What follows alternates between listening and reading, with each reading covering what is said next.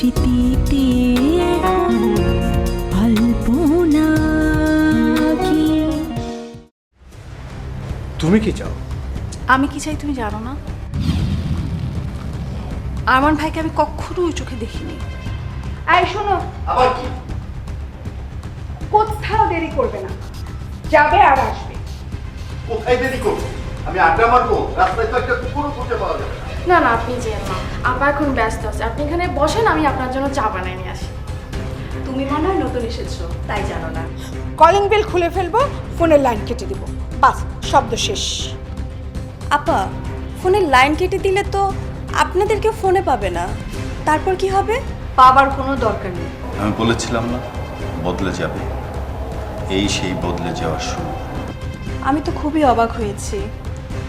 আমার প্রতি যে ভালোবাসা রিনা আপার ছিল সেটা এত তাড়াতাড়ি পাল্টে যাবে। এই রিনা আপা আমার সেই রিনা আপা? আমি তো তাকে চিনতেই পারছি না। আমিও চিনতে পারছি না। গতকাল থেকে আমাকে ওই রুমে আর থাকতে দিচ্ছে না, মানে আমাকে আলাদা রুম দিয়েছে, বিনার রুমে আমি থাকছি, আর সে বাচ্চা নিয়ে ওই রুমে ঘুমাচ্ছে। আসলে রিনা একটু ব্যতিক্রম, কিন্তু এতটা ব্যতিক্রম হবে সেটা আমি আগে বুঝিনি। এখন আমি কি করব বলো তো? আপা তো বিয়ে নিয়ে কোনো কথা বলতে সময় দিল না। বললাম যে বিয়ের ব্যাপারে কি কেনাকাটা করা যায়, আপা তো পাত্তাই দিল না, বললো এই ব্যাপারে পরে কথা হবে। আমি নিজেই তো এখন আতঙ্কের মধ্যে আছি, বিয়েটা সময় মতো করতে পারবো কিনা। আর বিয়েটা যদি এখন না করতে পারি তাহলে তো বিয়েটাই আর হবে না। তুমি তাহলে কি করবে ভাবছো? তুমি এগুলো নিয়ে একদম ভাববে না, তুমি রেডি থেকো। যে কোনো দিন যে কোনো সময় তোমার বাসা থেকে আমি তোমাকে নিয়ে যাব। তুমি কি তখন আমার সাথে যাবে?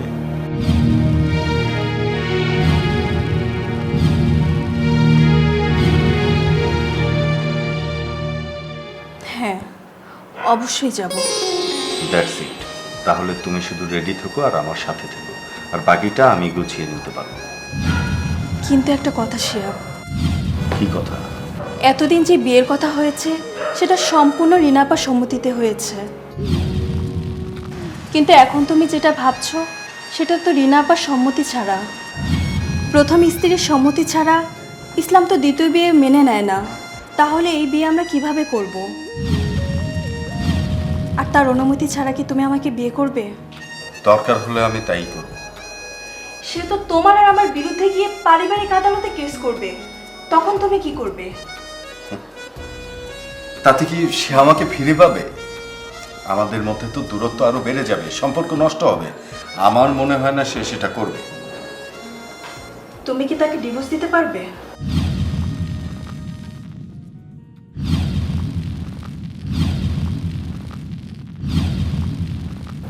প্রয়োজনে দিব। সেটা কি ভালো হবে?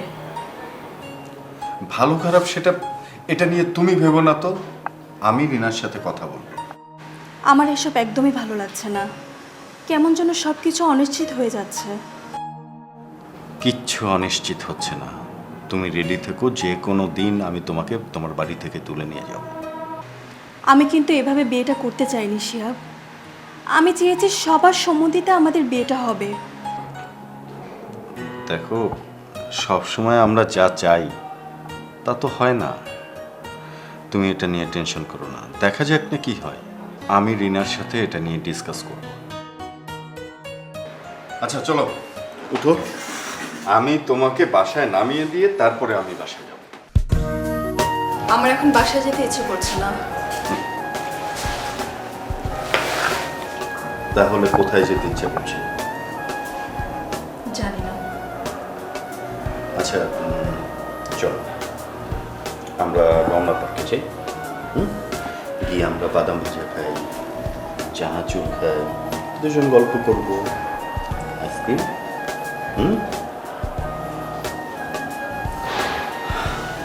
আচ্ছা তাহলে চলো আমরা দুজন রিক্সা।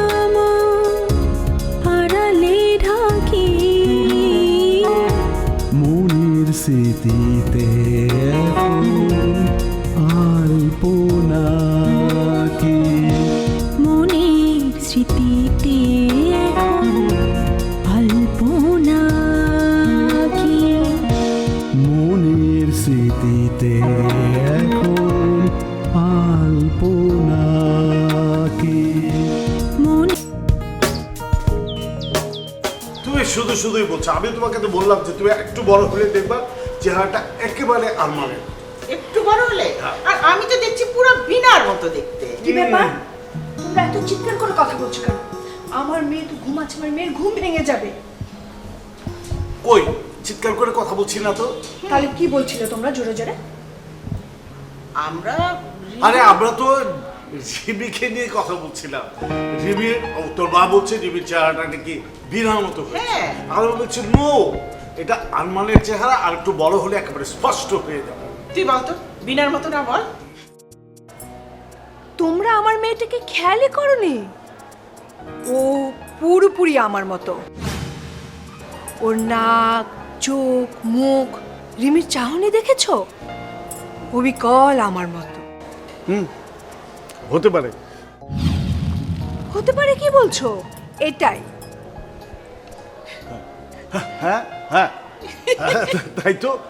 তুই ঠিক বলেছিস, একেবারে তোর মতো।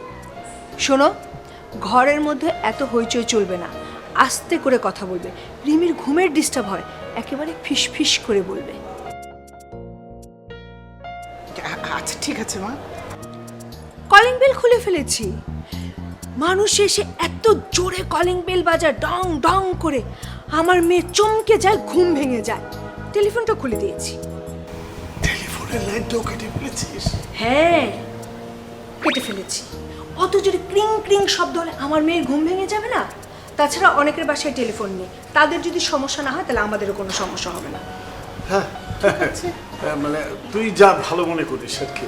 আচ্ছা শোনো, আমি না একটা কথা শেয়ার করার জন্য এসেছি। বল। আবার নতুন কিছু? না থামো না, বলতে দাও। আচ্ছা শোনো, তোমরা তো আমাকে চিনো। আমি না শিহাবকে কারোর সাথে শেয়ার করতে পারবো না। ঠিকই তো, ঠিকই তো। ঠিক ঠিক সিদ্ধান্ত নিয়েছিস। তোমরা তো আমাকে চিনো, আমি কেমন। হ্যাঁ হ্যাঁ, চিনি তো। তাই ভেবে দেখলাম শিহাবের বিয়েটা আমি আর দেব না। একদম ঠিক সিদ্ধান্ত নিছিস। এত দিনে তোর বুদ্ধি খুলেছে। কি যে ভালো কাজ করেছিস মা। আমরা তোর বিয়েটা নিয়ে এত টেনশনে ছিলাম, খুব বুদ্ধি করে কাজ করেছিস। এত দিনে তোর সঠিক সিদ্ধান্ত নেওয়া হয়েছে। এই বিয়েটা দিলে আমাদের তিনজনের জীবনই নষ্ট হতো। আমার জীবন, তিথির জীবন এবং শিহাবের জীবনও। আমাদের তো শুধু একটা বাচ্চার দরকার ছিল, তাই না? সেই বাচ্চাটা তো আমি পেয়ে গেছি, তাই এই বিয়েটা আর দিব না। একদম ঠিক করেছিস। বিনার বাচ্চা তো এখন আমাদের বাচ্চা, আমার বাচ্চা, আমার আর শিহাবে, তাই না বাবা? সেটা তো নিশ্চয়ই। এই বাচ্চাটার জন্য আমি কত কিছু করেছি, এই বাড়িতে কত ঘটনা ঘটেছে। এখন আমি হ্যাপি, আমার আর কিচ্ছু চাওয়ার নেই। বাবা, আমি যেমন আমার মেয়েকে পেয়েছি, শিহাবও তেমনি তার মেয়েকে পেয়েছে। এখন আমাদের আর কিচ্ছু দরকার নেই। আমি আর শিহাবকে বিয়ে দেব না। ঠিক বলেছিস। শিহাবের আর বিয়ে করার দরকার কি? যে কারণে বিয়ে করতে চেয়েছিল শিহাব, সেটা তো প্রবলেম সলভ হয়ে গেল। তুই বিয়েটা ক্যান্সেল করে দে মা। বাবা, হ্যাঁ একটা কথা বলবো। বলো। ঠিক। শিহাব এলে তুমি এই কথাটা শিহাবকে জানাবে। আমি শিহাবকে? আমি কেন বলবো? তুই বললেই তো পারিস। আহা, তুমি সব সময় এরকম করো। তুমি সব সময় পিছিয়ে যাও, কোনো দায়িত্ব নিতে চাও না। তুমি বললে সমস্যা কি? ও নিশ্চয়ই ভেবে চিন্তেই বলেছে তোমাকে বলতে। হ্যাঁ হ্যাঁ, আমার তো অনেক দায়িত্ব, সব কিছু তো আমাকেই করতে হবে। ঠিক আছে, শিহাব এলে আমি ওকে বলবো। বাবা, তুমি যদি বুঝিয়ে বলো, শিহাব নিশ্চয়ই বুঝবে। হ্যাঁ হ্যাঁ, আমি তো শিহাবকে একেবারে ভালো করে বুঝিয়ে বলবো। আমি যাই, দেখি আমার মেয়েটার ঘুম ভাঙলো কিনা।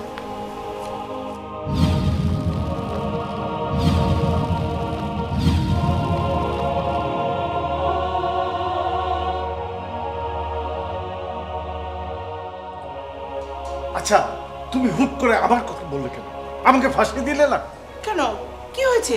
কি বলেছি আমি? তোমার মেয়ে কেন শিহাবকে কথাটা বলতে পারছে না তুমি জানো না? না তো, কেন বলতে পারছে না? তোমার মেয়ে আমার ঘাড়ে বন্দুক রেখেছে। কেন? কাকে গুলি করবে? শিহাবকে। সে নিজে গুলি করছে না, তাই আমার ঘাড়ে বন্দুক রেখে তারপর গুলি করছে। কি বলো, রিনা কেন এটা করবে? ভয়ে। ভয়ে? ভয় আবার কিসের? যে ভয়ে আমি শিহাবকে বলতে চাচ্ছি না, সেই ভয়ে রিনাও তাকে বলতে চাচ্ছে না। আমি তোমার কথা কিছুই বুঝতে পারছি না। কিসের ভয় বলো তো? তোমার মেয়ে গত 6 মাস ধরে শিহাবকে মাথায় তুলেছে, তাকে বিয়ের জন্য অস্থির করে তুলেছে। শিহাব রাজি হয়েছে, বিয়েও ঠিক হয়ে গেছে। এখন শিহাব মানবে কেন? শিহাবকে এই কথাটা সে বলতে পারবে না বলে এখন আমাকে দিয়ে বলাচ্ছে। বুঝতে পেরেছ? এটা তো বিশাল রাজনীতি। যাই হোক, কিন্তু তুমি কেন বলতে পারবে না সেটাই তো বুঝতে পারছি না। শিহাব তো নিজে থেকে বিয়ে করতে চায়নি, রিনাই ওকে বাধ্য করেছে বিয়ে করতে। তাহলে সমস্যাটা কোথায়? এক সময় শিহাব বাধ্য হয়েছে, এখন কি সে আগের জায়গায় আছে? তার চালচলন দেখে বুঝতে পারছো না? কদিন আগে শিহাব কি করেছিল ভুলে গেছো? সে রিনাকে দিয়ে আমাদের কাছে খবর পাঠিয়েছিল যেন তাড়াতাড়ি তার বিয়েটা হয়, বাচ্চাটাকে যেন এই বাড়িতে নিয়ে না আসে। তার জন্য শিহাব একটা যুক্তিও দেখিয়েছিল। বাবা, আপনার এই রাজির বিষয়টাতে আমি একটু ডিফার করছি। কেন ডিফার করছো কেন? মানে বিনার বাচ্চা এই বাড়িতে এলে তার টেক কেয়ার, দায় দায়িত্ব সব তো রিনাকেই করতে হবে। মানে আপনারা না চাইলেও রিনা এটা করবেই, কিন্তু এই বাচ্চাটা তো বিনা, আমার বা রিনার নয়। বিনার বাচ্চা মানে তো আমাদের পরিবারেরই বাচ্চা, আমাদের একটা দায়িত্ব আছে না? হ্যাঁ, আমি মানছি সেটা আছে, কিন্তু যখনই বাচ্চাটা এ বাড়িতে আসবে তখন তো রিনা ওই বাচ্চা নিয়েই ব্যস্ত হয়ে থাকবে, বাচ্চাতেই ফোকাস দিবে, আমার দিকে খেয়ালও করবে না। দেখুন বাবা, আমরা নিঃসন্তান, এটা নিয়ে অনেক ঝামেলা হয়ে গেছে, সেটা আপনারাও জানেন, সেটা শেষও হয়ে গেছে। কিন্তু এখন আবার এই বাচ্চাটা এ বাড়িতে এলে আবার ঝামেলা ক্রিয়েট হবে। আমি চাই না আর কোনো ঝামেলা মাথাচাড়া দিয়ে উঠুক। কেন দেখিয়েছিল বুঝতে পারছো? কারণ সে চেয়েছিল বাচ্চাটা এই বাড়িতে যদি আসে তাহলে তার বিয়েটা দেরি হবে, সেই জন্য বাচ্চাটা যেন না আসে। তুমি কি মনে করো শিহাবকে যদি আমি বিয়ের জন্য মানা করি তাহলে কি সে মেনে নেবে? এবং এই কথাটা ওকে সরাসরি রিনা বলতে পারবে না বলে আমাকে দিয়ে বলাচ্ছে। তুমি আমাকে ফাঁসিয়ে দিয়েছো। কত বড় একটা বিপদে পড়লাম না আমি। কি আর করা, বাবা যখন হয়েছে দায়িত্ব তো তোমাকে নিতেই হবে। আমি যাই, ওর দিকটা দেখি। বাহ বাহ বাহ বাহ, খুব সুন্দর। বাবা যখন হয়েছো তখন দায়িত্ব তো তোমাকেই নিতে হবে, সমস্ত দায়িত্ব আমার উপর দিয়ে তুমি একদিকে চলে গেলে আর একদিকে আমার মেয়েও চলে গেল। আওয়াজ করা যাবে না।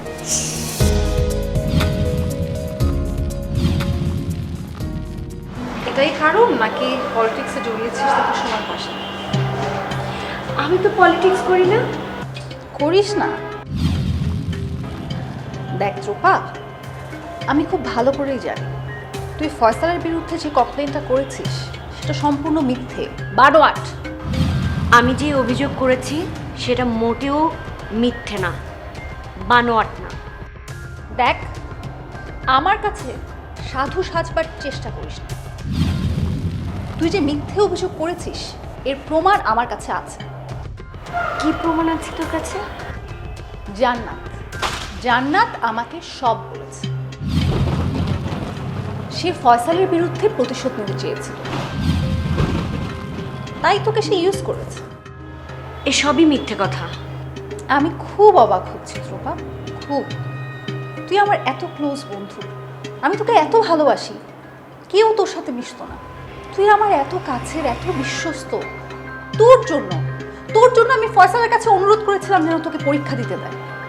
তুই যখন ভার্সিটিতে ভর্তি হোস, তোর বয়সের কারণে কেউ তোর সাথে মিশতো না, সবাই তোকে বলতো আদু বোন। তখন আমি তোর সাথে মিশেছি, তোকে কাছে টেনে নিয়েছি, তোকে সাপোর্ট করেছি, হল পাওয়ার জন্য তোকে আমি হেল্প করেছি। তোকে আমি নিয়ে গিয়েছি নিজাম ভাইয়ের কাছে, কারণ আমি জানতাম তুই কতটা স্ট্রাগল করে ভার্সিটিতে ভর্তি হয়েছিস। আমি তো সব কিছুই জানতাম রূপা। আর সেই তুই কিনা আমার সাথে বেইমানি করলি, এত বড় বেইমানি। আমার ফিয়ন্সের বিরুদ্ধে তুই এত বড় একটা অভিযোগ দিলি। আমি কোনো মিথ্যে অভিযোগ দিইনি, আমি যা বলেছি সব সত্যি। পৃথিবী উল্টে গেলেও আমি বিশ্বাস করি না তুই যা বলেছিস সব সত্যি। জান্নাত আমাকে সব বলেছে, এরপরেও তুই বলবি তোর অভিযোগ সব সত্যি? আমার এখন আর কথা বলতে ইচ্ছে হচ্ছে না। তারা কথা তো তোকে বলতেই হবে ত্রোপা। একজন টিচারের বিরুদ্ধে তুই যে অভিযোগ দিলি, কোন সাহসে দিলি তুই? যার কাছ থেকে তুই জ্ঞান নিস, শিক্ষা নিস, এই তার তোর প্রতি কৃতজ্ঞতা? তোর জন্য যে মানুষটা এত কিছু করলো, এভাবে তার তুই প্রতিদান দিলি? শোন কাকুলি, উনি যা করেছে সকলের জন্যই করেছে, আলাদা করে আমার জন্য উনি কিচ্ছু করেননি। তার জন্য তুই মিথ্যে এলিগেশন আনবি? আমি কোনো মিথ্যে এলিগেশন আনিনি। চুপ। আর একটা মিথ্যে কথা বলবি না। আর একটা মিথ্যে কথা বললে তোকে ক্যাম্পাসে সবার সামনে পিটাবো। তার জন্য যদি আমার মান সম্মান যাবে, সেটা আমি কেয়ার করি না। আমি কি করেছি? সমস্ত ঘটনা তুই ঘটিয়েছিস, তুই প্রশ্ন চুরি করেছিস, তারপরে সেটা আড়াল করার জন্য একটা বানোয়াট গল্প সাজিয়েছিস। আর এই সব কিছুর পেছনে ছিল জান্নাত। কাল যখন রিপোর্ট জমা হবে, তোর এই মুখ কিন্তু থাকবে না, কালো হয়ে যাবে। কি হবে তখনকারটা তখন দেখা যাবে। লজ্জা করে না তোর নিজের শরীর নষ্ট করার রসালো গল্প মানুষের কাছে প্রচার করতে? হ্যাঁ, বেশরম মেয়ে কোথাকার। তুই কি বুঝতে পারছিস কতটা নিচে নেমে গিয়েছিস তুই? তোদের মতো মফস্বলের মেয়েরা নিজের শরীর দিয়ে মানুষের কাছ থেকে ফায়দা লুটতে চায়। কাকুলি, একদম বাজে কথা বলবি না। খবরদার, গলা উঁচু করে কথা বলবি না। চোরের মায়ের বড় গলা। আসলে তোদের মতো ছোট লোকদের না বিশ্বাস করতে নেই। তোর শাশুড়ি যে তোকে পড়তে দিতে চায়নি, সে ঠিকই বুঝেছিল এখানে আসলে তুই নষ্টামি করে বেড়াবি। তুই তো তোর সহজ সরল হাজবেন্ডকেও ঠকিয়েছিস। তুই যে এত নীচ, বাইরে থেকে দেখলে কেউ বিশ্বাস করবে না। সহজ সরল ভণ্ড একটা। এনাফ কাকুলি, তোর আর কিছু বলার আছে? অত বড়াই করিস না। বেঁচে যাবার কথা ভাবছিস? পারবি না। তুই তোর অপকর্মের শাস্তি পাবি। যদি কোনোভাবে বেঁচেও যাস, আমার হাত থেকে ছাড়া পাবি না। তুই বা জান্নাত, কাউকে আমি ছাড়বো না। তোরা যদি ছাড়াও পেয়ে যাস, দরকার হলে আমি তোদেরকে খুন করবো, কথাটা মনে রাখিস।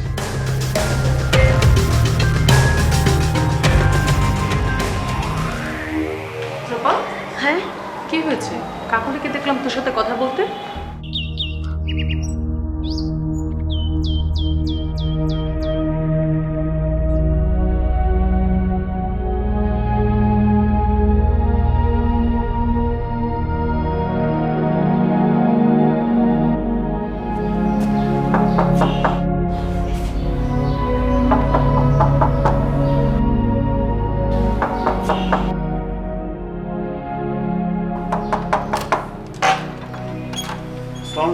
কি ব্যাপার বাবা, কলিং বেল নষ্ট নাকি? আমি অনেকবার কলিং বেল।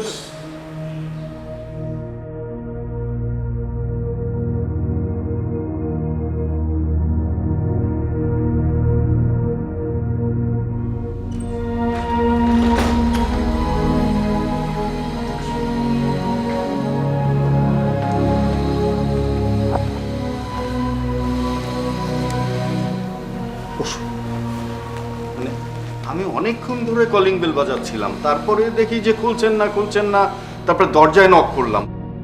মানে কলিং বেল নষ্ট নাকি? চার দেয়ালে শোনো, তোমার সাথে কিছু গুরুত্বপূর্ণ কথা আছে। কি কথা বাবা? তুমি অনেকবার চেষ্টা করেছিলে যেন তোমার বিয়েটা বন্ধ হয়, কিন্তু হয়নি। কারণ এখন আমাদের একটা বাচ্চা আছে। এখন সিচুয়েশন অনেক চেঞ্জ হয়েছে। আমি মা হতে চেয়েছিলাম, আর এখন তো আমি মা হয়েছি। তুমি মা হয়েছো, তোমার ইচ্ছা পূরণ হয়েছে, তাহলে আমারটা কি? কিছুই হবে না। আসলে কাকলি তোকে বাড়ি মেরে গেল যাতে তুই ভয়ে অভিযোগটা তুলে নিস। খবরদার এই কাজ ভুলেও করবি না। কেন করব না? তোদের এই কাজের জন্য আমার কত ক্ষতি হয়েছে তোরা জানিস? পুরো ক্যাম্পাস জুড়ে আমাকে নিয়ে আলোচনা হচ্ছে। স্মৃতিতে এখন আলপনা কি